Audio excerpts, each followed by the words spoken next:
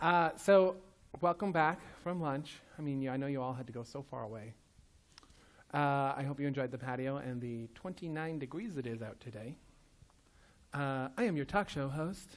I just feel like a talk show host. I don't know why. And so I thought it would be a good idea to have a panel of all of the Bootcamp graduates, not all of them, but select few, to kind of give us the chance to learn more about the different boot camps, what motivates this junior talent, and what tips and tricks they have for us as leaders. So, just flip the table around a little bit. So we'll first start off, we'll just go across and just introduce yourself, tell us a little bit about yourself and which coding camp you went to. Hi, my name is Anya. I went to Hacker U's front-end development immersive bootcamp experience, which was 2 years ago. They've since changed it and are now like a career college, but back then we were just a bootcamp. I currently work at, wait, we're not saying that? No. Well, I work at a place anyway. You currently work? I work. I found a job and I'm still in the industry, so yay. When I'm not coding, I like baking and ghost towns and hiking and hugging various animals. She makes amazing caramel popcorn. By the way, you make amazing caramel popcorn. The secret is you got to put some extra salt in there and some spices like cardamom. Hi, I am Rose, and I'm a recent graduate from Lighthouse Labs. And I come from a business and chemistry background, but I wanted to use my creative skills a bit more, so after attending some workshops like HTML 500, and I discovered how much fun it is. And my friend Leigha here, she encouraged me to do more coding, so I decided to just put all my effort into it and sign up for a boot camp, and here I am now as a web developer. Awesome. Which camp did you go to? Oh, Lighthouse Labs. My name is Leah. I am also currently working. I'm a backend developer. I did the BitMaker course, which at the time was 2 months, and I think it's 3 months now, and that was about a year ago. I'm not sure what else I was supposed to say. That was it? What do you do outside of coding? Oh, what do I do outside of coding? Not much. I build Lego. So yeah, I just got the Lego BB-8, time. really excited about it. Yeah, coding, building Lego, going to concerts, and yeah, that's about it. Hi, my name is Shanta. I graduated 3 months ago from BrainStation's full stack web development certificate. I was there for 10 weeks. I am not currently working. So I'm actually delivering a talk at DevTO on Monday on that experience, and my experience at BrainStation. Prior to that, I was an instructor at Sheridan College teaching web design, so I've been in the higher ed space for about 12 years. So I'm used to speaking into microphones. I do talks at WordCamps. I've done a ton of talks, and I'm doing about 3 over the next couple of weeks. Outside of my coding background, I am a martial artist. So I've been training for about 15 years, and I won't tell you what level of black belt I have. But according to this, you can ask me how I stopped somebody with 1 finger. It's a cool story. So I'm going to ask you all a typical interview question. Tell me about a challenge you faced during your bootcamp project and how you overcame it. Does anybody want to start? Sure. I hated back-end code, and now I do it all the time. So I guess that was my challenge, because at BitMaker they do both. So you start with front end and you do all that stuff, and it's all Ruby. And then they introduced the back end code. I was like, well, never doing that, never going to touch that again. All I wanted to do was front end. So whenever we had to do back end stuff, I really struggled. And then also another thing was with the people on my team. I had worked at a startup before I started BitMaker and decided to become a developer. So teaching them things like Kanban and getting a Trello board ready and trying to explain that you don't have a ticket and then make a ticket when you do something, and it can't be in done and in progress and all it can't be in 4 fields at once. So that was one of the things that I kind of struggled with was that I had all of this knowledge because I'd worked on a dev team before kind of, and no one else had it. So teaching well at a boot camp was something. Rose, what was your challenges? So, so at Lighthouse Labs, we have like 4 weeks of doing JavaScript, 1 week of React, and 1 week of Ruby on Rails. And for my project, we decided to pick Ruby on Rails with React components since we didn't have that much exposure to it. So our challenge was that not all the instructors or mentors knew about Ruby on Rails, and we had to source out which mentors would be able to help us, and also it made us more self-reliant, so we can Google things like the Stack Overflow. That's a very important skill. And we finish our project. You know, most of coding is 90% Stack Overflow and 10% compiling. Shanta? Help me, Stack Overflow. You're my only hope. So our final projects were solo. We did not do them in a team. We did do team stuff during the course. So my final project was actually a full stack project. I actually liked the back end better than I liked the front end. So one of the challenges that I had was actually getting the front end to do what I needed it to do. The back end was where I spent most of my time trying to make sure that the web scraping was done. The project I came up with was called An Affordable Rest. So it's about supportive and subsidized housing in Toronto, and I tried to look at open data, didn't have the data I wanted. Their website didn't have the data I wanted, so I made it up. So my project was basically making up the data that I wanted to see, such as, I need a 4-bedroom apartment. This is not available anywhere on the City of Toronto. And I called 3 councillors' offices, emailed them. So one of the other challenges I had, no help from the city. That was a big one. So I had to come up with the problem and the solution myself. So I built my own data from web scraping the City of Toronto's website. When you have 170,000 households that are on the waiting list and a 5 to 7 year waiting list, don't just have them email you for the forms, have them available. Anyway, so I found a ton of problems.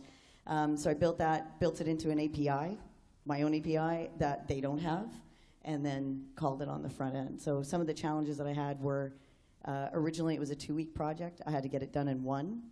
I still got 100%, just so we know. But it was mostly a back end thing. So I learned that the back end and the data and things like that were really where I wanted to be. But the challenges that I faced were actually not from the boot camp itself. They were external. Very nice. Anya? So at HackerU, we didn't really have a final project per se. I mean, there was a project that was the final project because it was the last one, but not like a huge end project. But my most memorable project is the one we did in our first week of JavaScript. And it was like, you'll learn JavaScript on Monday, and on Wednesday it's like, okay, build a thing. And to me, when I thought with my partner about what we wanted to do, it seemed like magic, and like magic, kind of equally out of our reach. It just felt like I was drowning in a sea of JavaScript, and what really helped was 2 things. First, I had to learn to break it down into little steps. Like, stop thinking about the whole thing you want the app to do. Think about it in tiny little steps. This is something that's so familiar to all of you. I shouldn't even be saying it, but I will. Number 2, when you get stuck on a problem, don't just wallow in it forever. Ask someone for help. At HackerU, we were so lucky. Everybody was so supportive and so helpful, and it just felt like all you had to do was reach out. And I think as developers, sometimes we forget that some of our best resources are other developers that we could learn from. I mean, I know we spend a lot of time on Stack Overflow and Googling things, but sometimes it's nice to ask somebody, a real live person who's sitting next to you, and get the answer you want without spending 2 hours on it. Anyway, I'm a fan of that. So those were my takeaways from the project that I did. Very cool. So it sounds like all of you get inspired throughout your entire coding process, right? That you get inspired through the coding process. By what? The coding process? Oh, very inspirational. She's good. That's really cool, and that's coming from 4 different types of schools as well. So it sounds like you were able to get a good education over different variants of times. Tell me about what it was like interviewing and what it is like interviewing, because I know 2 of you have jobs, 2 of you are still looking, but we've all kind of gone through that interview process. So why don't we start with Shanta? I've had 1 in-person interview, and I was unsuccessful at getting the job, which is okay, because it turns out that on LinkedIn, I saw one of my connections who got the job, who I mentored. So good on her. I am happy that she got the job. A little upset that I didn't, but okay. We did mock interviews through BrainStation before we left. So in the final week, while we're working on our final projects, we are also called into the Conrad group, who is their parent company, or partner company, sister company, and we actually did mock interviews. So you had to put code up on the wall and all those wonderful things. And I walked out of there pretty confident that I could go through those interviews. I think part of the problem is that no matter how good the resume is, it never speaks to who the candidate is. And unfortunately, in the environment that we've got, everybody will just tell you, even if you have a contact. I had one last week from Elevate. I don't know, how many of you were at Elevate last week? Okay, at least one person. Okay. And I met somebody there, and they've given me this post and saying, hey, apply for this job. Go online and fill it out. And that to me is part of the problem, because it never speaks to the candidate itself. So that I found the same a lot when I was interviewing. Right. So as far as the interview goes, hasn't happened. I haven't been asked to put a single line of code on a whiteboard in a real environment yet. Well, I think that's a good thing. But well, I enjoy it. We want to get you some more interviews. I'm an instructor. I'm used to writing on whiteboards. I was actually really comfortable with it, and they were very impressed by it. So I know I'll do well in an interview. It's getting to the interview that I find most challenging. Let's go with Leigha. Interviewing sucked, because interviewing always sucks. I actually wrote a blog post about this, with 25 startups before I settled on the one I ended up at, for various reasons. I had worked at a startup before that was, I can't think of a nice way to put it, but it wasn't that great, and I left. So I was very, very picky when I was going back and looking for a new job. So some of the interviews I had, I just got a really bad vibe, super Uber culture, I'll say, or they just talked about how much money the company had, and I was like, okay, so do you have junior developers? Have you mentored people before? And they're like, well, we just got $5 million. And I'm like, okay, I don't care. Like, have you mentored someone before? And they would just go on about, okay, well, we have free coffee and we have all this stuff. It's like, okay, great, but what is your dev team like? Oh, they're all best friends. I'm like, that's not what I mean. And then there was a lot of interviews where I was actually told, like, given you don't know anything, how much money do you expect to make? And I was like, nothing, because I'm withdrawing my application, thanks. So I was very... But don't actually drop the mic. I had the option to be picky because I knew what I wanted. So yeah, there was a lot that went really well. Another problem was a lot of people don't know what they want in a junior developer. Some people think a junior developer is someone with 2 years experience. Some people think a junior developer is someone right out of a boot camp or out of university or whatever. And has a computer science degree. Yeah, or has a computer science degree. So that was another struggle, because people would be like, oh, we're looking for a junior developer, you'd be perfect. And then they're like, hey, we want you to do this huge project with C++ because you have 10 years experience in C++. And I'd be like, what? No, like, that doesn't make any sense. So yeah, those were the issues that I had with interviewing. And then I found a really good company who understood what it meant to take on a junior developer. They assumed I knew nothing. I didn't have to do a whiteboard. It was all kind of culture interviews, and they're like, okay, we're going to invest in you because we like you, and we see potential. And they said that you should expect a lot from us as well, and how we're going to teach you. Amazing. Rose? I'd like to add on their point that when I talk to people in my job search, that most people are looking for people with more experience, like developers at a senior intermediate level. And when they hear that my classmates and I come from like a boot camp and we just graduated, they think that we don't have enough experience. So for employers out there, I hope that there's like more internship programs that would help us get the experience that we need. And also, like, I want to add that the youth employment services, so yes, and Lighthouse Labs have partnered together to form this wage subsidy for employers to hire interns. Oh, very cool. Anya. I agree with Leigha that the interviewing process sucks. Feels so rejected and useless, but the interviews I actually did go to were pretty good. When I interviewed for the company that I'm now with, I left the interview feeling like I need to work for this company, and that was a really good feeling. And I think what did it is that, I went in with pretty low confidence because not only did I just graduate from a boot camp, so like how could I expect to get a job, but I felt like maybe as a woman they wouldn't want to invest in me. I hear there are people who think that women are just inherently not as good at code, and that was sort of rattling around in my mind. But they were friendly, they were welcoming, they made it really clear what they were looking for me, and I felt confident that I could deliver on that. They did a tech challenge, which was challenging, but I did it. And so I went away from the interview feeling like not only did I like the company because of how friendly they were and how great they made it sound, but also that I was going to succeed in the role because I wasn't going to show up on day one and be asked to write like some crazy C++ application that I had no idea how to do. So clear expectations on both sides, I think, were really the key to my good interview experience. Awesome. So it sounds like so far we've heard that, know what you're looking for in a junior developer. Think about internship programs. What other tips would you have for hiring managers and the people in the audience for, that interaction of getting to know you as a developer? First of all, if you are looking for a junior developer in your job postings, tell us it's a junior posting.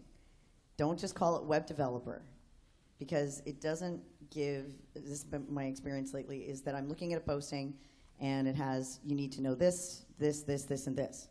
Okay, I have those things. And when I apply, then I find out it's a senior role. I'm not going after a senior role. So if you are posting for those positions, please be clear in either how much experience in those technologies that you want. Because if you list, for example, we took React, Node, Axios, Express. We had a whole list of things, MongoDB and everything else under the sun. If you put those in there, I'm going to apply for your job. Well, we need somebody with 5 years of experience. Well, according to my resume, I have 17 years of HTML and CSS experience. So as a web developer, I actually have that much. I'll apply and still nothing because you're not being specific enough. So please. And one other thing, it really kind of bugs me when people just talk about it has to be the right fit. Give me some boundaries. Give me some idea of what I'm going to be doing in those positions. Yes, tell me about the culture. Tell me about, not how much, millions of dollars you've just received. But this whole idea of, you have to be the right fit. Try us out for a month. Then see whether we're the right fit. Don't just base it on the resume itself. Bring us in, see how we do for a month. If you don't like it, fine, we'll shake hands and part ways. That's okay. But please do us a favor and tell us that you're looking for a junior developer and don't look for 2 years experience. Because if you're looking for 2 years experience, then you're getting into intermediate. And rant. That's what this is for. Other tips? One thing that I know I even struggle with sometimes is that title junior. The junior developer. So if people are applying as junior developers or they have junior in their title, it's tough to remember that they've had other jobs before. They could have, I worked for 10 years before I ever became a developer, and same, we've all had jobs in the past. So it's not like they're coming in just out of high school. They don't have those soft skills. They haven't worked with a team before.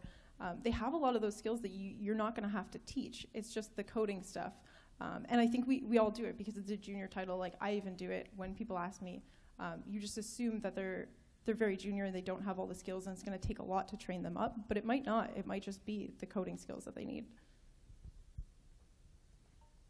Any others? I second that. Thank you. I would have 3 tips. Number 1, don't look for encyclopedic knowledge. These people just graduated from a boot camp. They don't know everything, but you can teach that stuff. You can't teach a passion for learning. And if they've been in a boot camp, they obviously have that. They stuffed all that knowledge in their head in 9, 12 weeks. Pretty impressive. So concentrate on an ability to learn and a passion for learning rather than that. tip number 2. I would say don't rely too heavily on your notion of culture fit. This is a thing that kind of bugs me. I feel like culture fit is often like, will they fit in with our existing group? If you want a diverse team, you may have to break out of that and look for someone who wouldn't necessarily fit in with your existing group. Like if you've got a group of very nice but very bro-y men on your team, if someone who's going to fit in with that is going to be a very nice, very bro-y man, and if you want to branch out, then maybe you have to redefine what culture fit means to you. Further to that, number 3, if you're looking for diversity, make sure your atmosphere is welcoming. I had a good experience with interviewing, but a friend of mine showed up for an interview at this small place, maybe 5 or 6 male developers. She shows up for the interview. On the wall is a framed cartoon of women's boobs, like framed right on the wall. And they're interviewing a woman in front of this picture.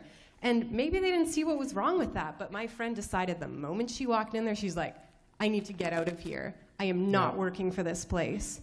So if you look around your office, the way you talk, what's on your walls, and if you can see that it's maybe not welcoming to everybody and you're going for diversity, maybe think about that a little bit.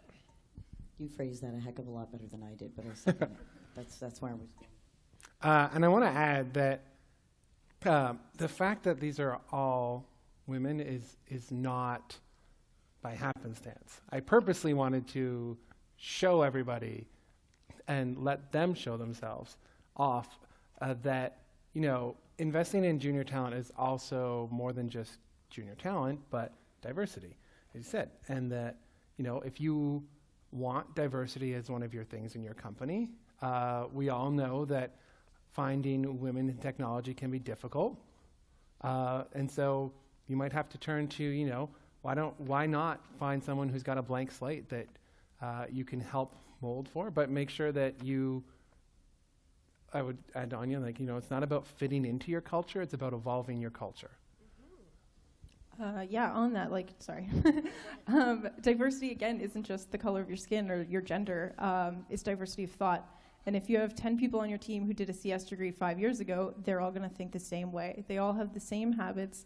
If you're bringing in a Bootcamp grad, it's a clean slate. They have a different way of thinking, a very new way of thinking, and they're adaptable. So they may pick up some of those bad habits that the other people have, but they're going to know better, and they can bring in new knowledge and diversity of thought.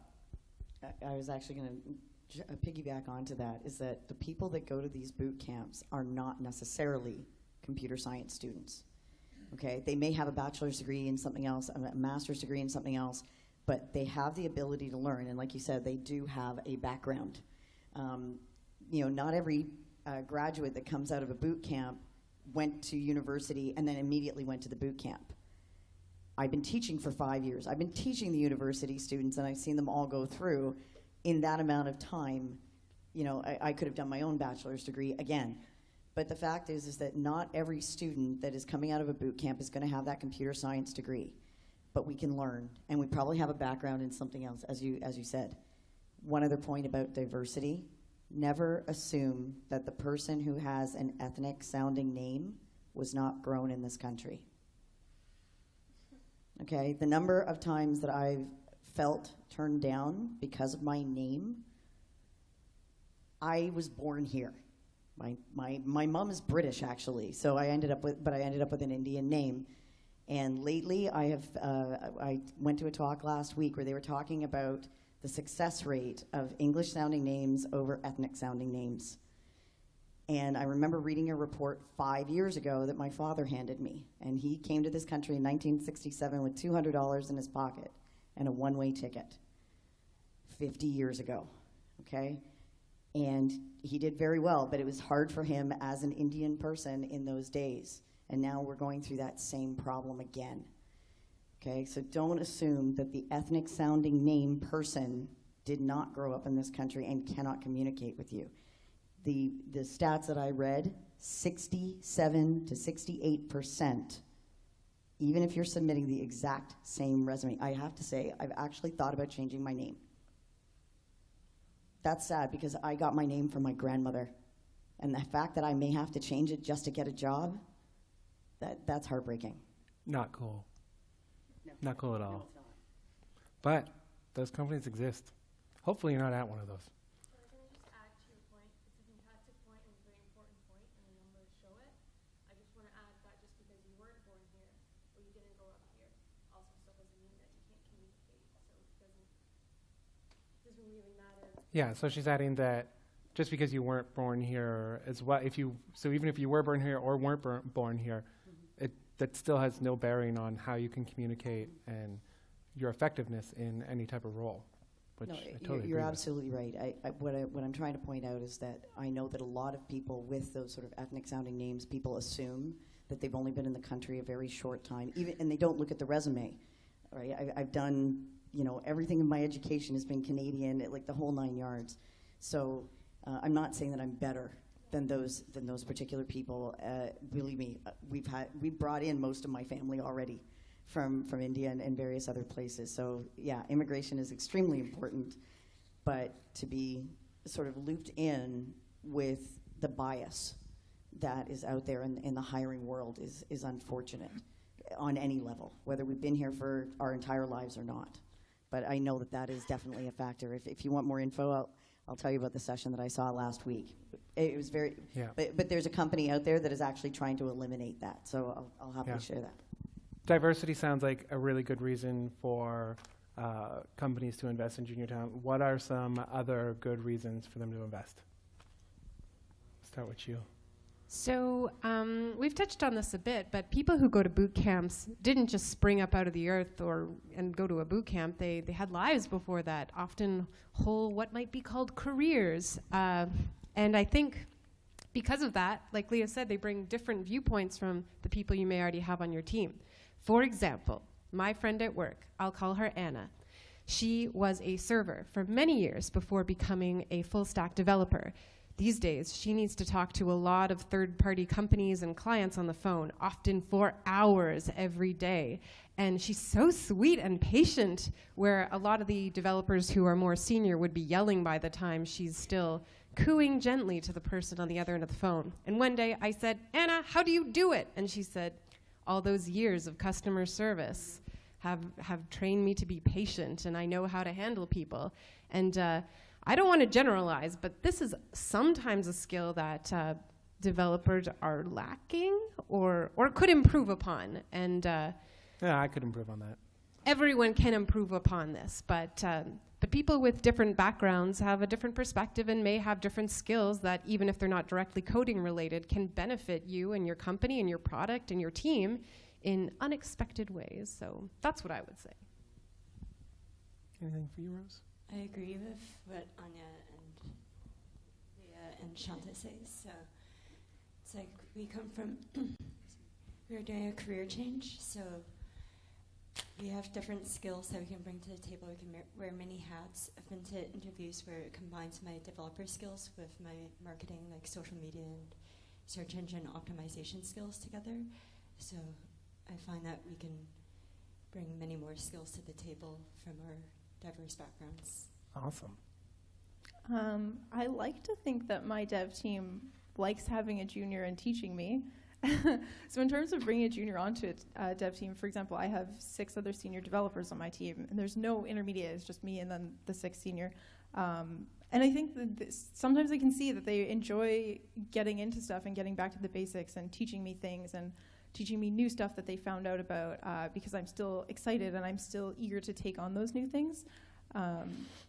Yeah, I think, and it can also allow someone who, like, I have a guy on my team, he loves to write code. People tried to put him in a management position, and he was like, "No, I don't want to do it. I don't want to manage anyone." So it's a nice step for him to be more of a leader while still getting to write code and not having to really manage people. He still gets to be helpful. So I'd like to think that they like me and they enjoy that. Yeah. So I think I've said probably most of it, but I'll wrap it up at least by saying that much of what my colleagues have here said is that the people that are going to these boot camps are not necessarily developers to start with, which gives us the opportunity to see things from a different background, right? I've worked in real estate. I've worked in tech support. I've worked on political campaigns.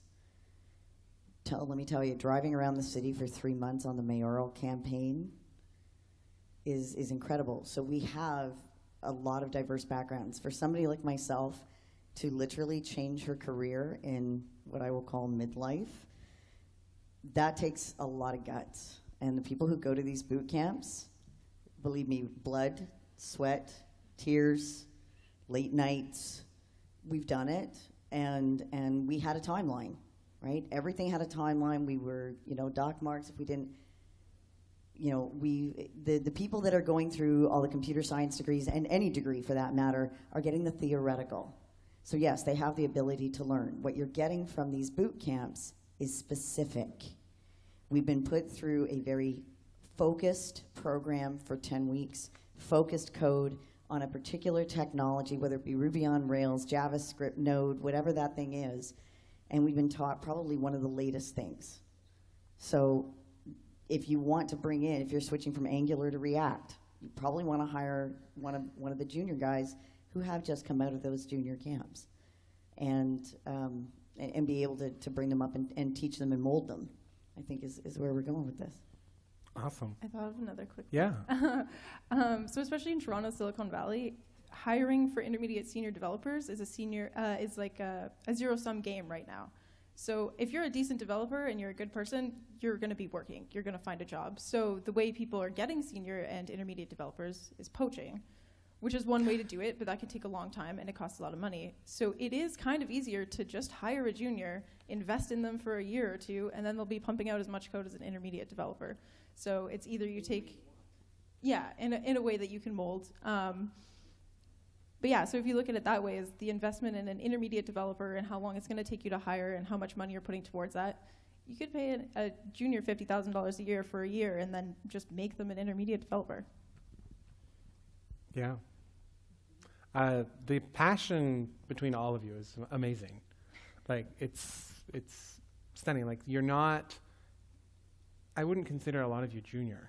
Like, you're still adults. You still know how to hold yourself. You know how to answer your questions.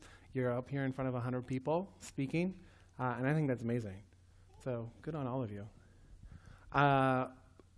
With that, what does the next 5 years look like for you? And then we'll open up to audience questions. Like, what's your ideal state within the next few years? I'll go first, because this is such a standard interview question that I have my answer already done. I was trying to go away from that. I want to be so comfortable that I want to be uncomfortable again. So I want to be so confident in my backend code on the team that I'm on, doing what I'm doing, that I'm ready to make a switch, change languages, move to front end, do something different. Like, I'm at that point where I feel really comfortable, and I'm like, okay, I'm ready to do something different, still within the realm of development, but whatever that may be, I'll be ready to be uncomfortable again.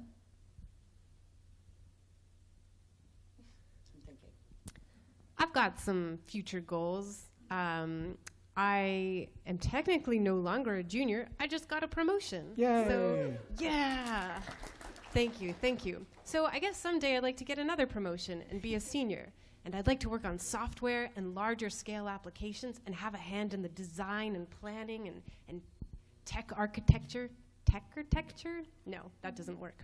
But those are all kind of nebulous future goals, because really there's a lot to learn, and I'm not ready to shut the door on some things to pursue other things more deeply. But I do have two main goals that I think about every day. And they're goals for right now, not some vague future goals. And those goals are these. 1, I want to be reliable. I want people to know that when they assign me something, that I'm going to give it my best effort. And if I need guidance, I'm going to seek it out. And I'm going to test it, and I'm going to make sure it works great, and that I've thought of all the little things that could go wrong, not just the happy cases. I want them to have confidence in my code. Number 2, kind of similar to what Leigha said, I want to always be learning new things. If I ever get to the point where I feel like, man, I got this. This is so easy. It's time for me to check myself before I wreck myself, because that may mean that I'm getting cocky and I'm not challenging myself anymore. I want to look back on my code 6 months ago and be utterly disgusted with myself. So if I get to a point where I'm not disgusted with myself anymore, then I think I need to take a hard look at where my career is going. Who right now would look back at their code and be utterly disgusted with themselves? Good for you. Yep. Rose or Shanta, anything from you? So in the next 5 years, I hope to be better at developing and hope to help more people, maybe inspire more people into tech, and promote diversity on my team or inside the company that I work for. Amazing. Very simply, I want to be able to earn a living wage where I don't have to worry about day-to-day finance, everything else. I know that salary is not usually, it's very taboo to discuss it. But when you're coming from a part-time job that took full-time, it's kind of hard not to have that conversation, which means that I can spend more time on projects that matter, right? Things like supportive and subsidized housing. I'll spend more time with my brother, who is autistic. So I can actually build a fund so that when my parents and I are gone, he is still looked after. And that's a challenge for someone who can't work. And so it's up to me as the big sister to help look after him. And I'd like to be able to have the time to spend with him, and which I haven't done in the last few years that I've been hustling at Sheridan. So having the life-work balance, being able to teach again, would be an ideal thing, because I've probably been a teacher since I was a kid, and my mother's there to prove it. So I think being able to teach and spend more time with my brother would be great. Awesome. I did want to touch on just the point that you had made earlier about mentorship. One of my staff members is in the audience, and one of his goals is mentorship, and completely reveal some bias. Anya is the wife of Owen, who is the person that Sam is mentoring, and they do a great job. It's an amazing thing. They also came from a boot camp, and it does give your staff a sense of pride, I guess, and they're helping to grow other people, which is exactly hopefully what all of us are here for. And so it's about instilling, how we want to help grow people into other roles as well. So I'd like to open it up for some questions, but let's avoid the typical interview questions. So please don't try and test their coding knowledge, skills, etc. If you want to interview them, We don't have get, a whiteboard. get their We can't do contact it. information and give them a real interview. But if there's something you've always wanted to know about any one of the particular boot camps or passion-wise, the type of things, I'd love to field some questions.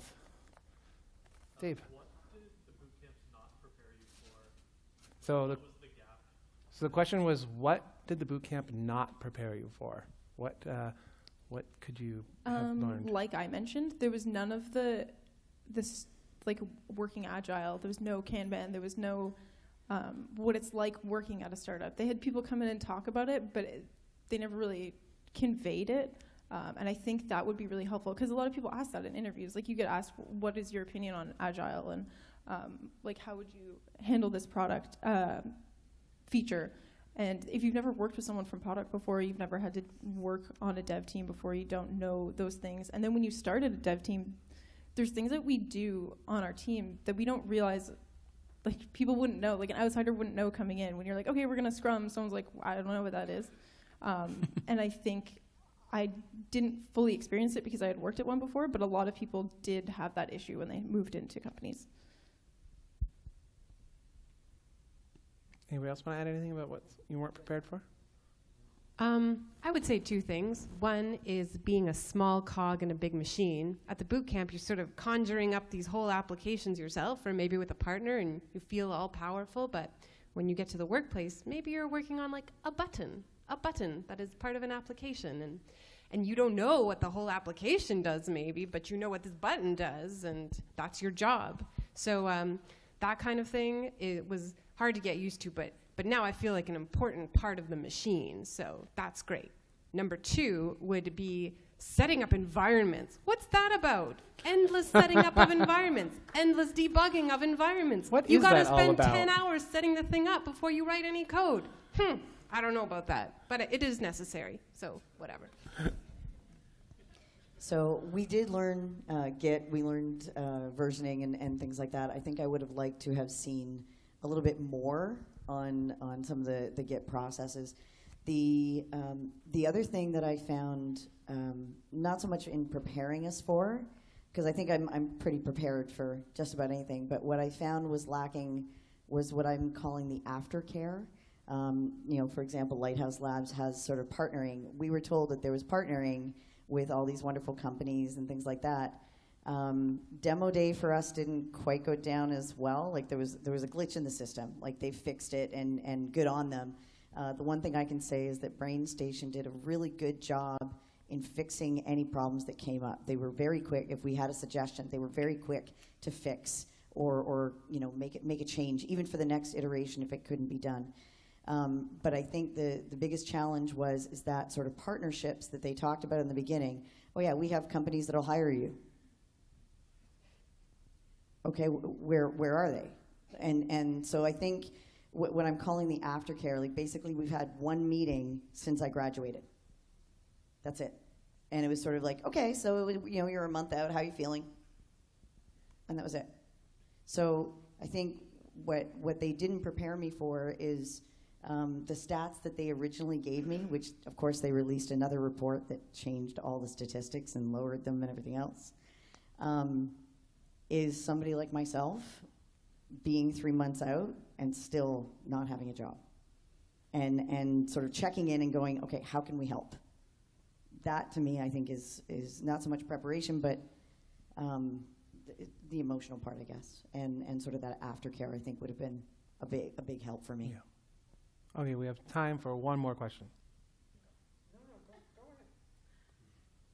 I was wondering, as you're selling into your jobs and you've been here for a while, what's something that your mentors might have done that really stands out to you that has really helped you in your career? So what have your mentors done throughout the boot camps, you mean? Or at the Or- jobs, like something that... Okay, so what have people done to help you throughout the process of, I guess, settling in and that type? Well, like, if I was to go mentor someone, what are the things that I could do that would really help? Yeah, so what can mentors do to help you? So I've had some mentors like at Lighthouse Labs. They came up to us after we graduated to offer us like different projects that we can help them with, and then we can gain experience that way. Awesome. I remember 6 months in, I went to my boss and I was like, I'm an idiot. This is the first time in my life I haven't been the best at a thing after 6 months. And I just kind of like blurted it all out. And he's like, yeah, you're going to feel that way. He just like was straight up. He's like, that's what's going to happen. And then he kept telling me, like 8 months in, he's like, one day something's going to click and you're going to be like this and then you're going to go up. And I was like, I don't think it's going to happen. And he was like, it's going to happen. Don't worry. Everyone does this. And then 8 months in, it clicked. And he was like, okay, you're not a junior developer anymore. Like you've graduated, like something clicked. He's like, I don't know what it was, but that day happened. So I think him just being very straight up with me and having that good connection. So we have a weekly one-on-one as well. So that's really helpful because when I was like, I feel like an idiot, I could just say it to him. And then he was like, you kind of are right now, but it's fine. Everything's going to be okay. He didn't say it like that. He was much nicer. But he was just like, yeah, that's you're going to feel like that. So that was helpful. My mentor at my current job did two things that really stand out for me as helping me in my career journey. One was a pretty big thing, and one was seemingly insignificant. The big thing was that I spent maybe the first half of my development career not growing very much. I was just basically doing CSS, just lots of CSS. And maybe it's because I was the best at it, maybe. Or maybe it's because they just threw me on whenever they needed someone to style a page. But whatever it was, I wasn't getting the experience in other technologies that would have helped me to grow. And we had one of these sit-down talks about my career, and I said, I feel like I'm not growing. I don't know what it is, but I see people zooming past me, and I'm stalled here. And he said, it's because we haven't put you on those big projects that we've put those other people on. And then he did put me on those projects. And it's like I can't believe how fast I feel like I'm learning now. So that was a big thing. The other was more recent. I ask for help like a lot. Like not a ton, but it felt like a lot to me. And something chipped away at me every time I had to ask someone for help. And it felt like I was a failure, like I was failing myself, and I was proving that women couldn't do code. And it felt awful. And I really thought I was not competent because I kept having to seek aid from other people. So my manager recently said to me in some sort of like review, he's like, I think it's great how you always ask when you need help. I wish more people would do that. And I was like, it's a good thing? And he explained that he gives tasks to other people and they don't want to ask for help, and they go off and 5 days later they still haven't done it because they got stuck on a thing and they were too afraid to ask. Whereas I'm shameless. I just ask for help when I need it and feel like an idiot, but then I get the work done and I have the help that the person gave me to improve my skills. So that sort of was a turning point for me mentally, and not feeling like such a yo-yo anymore just because I needed help. And I think it's important that we all feel like we can get support from people no matter what level we're at. So having been a mentor, one thing that I can say is don't treat your mentee like a child. I've seen other mentors, I've been mentored, and one of the challenges that I find is that the mentor thinks that we're children or that we're lower on the scale. Treat them as an equal and empathize. So, when we come into your office and we say, oh my God, I feel like an idiot, prepare us for that emotional bit. Yes, we've been there. Trust me, you're going to feel this. Prepare us for what's on the road ahead, and just be empathetic towards the needs, because not everybody's going to be the same, whether you're supervising them or just a mentor. So I would say patience of a saint, please. Awesome. Well, thank you all for joining us today.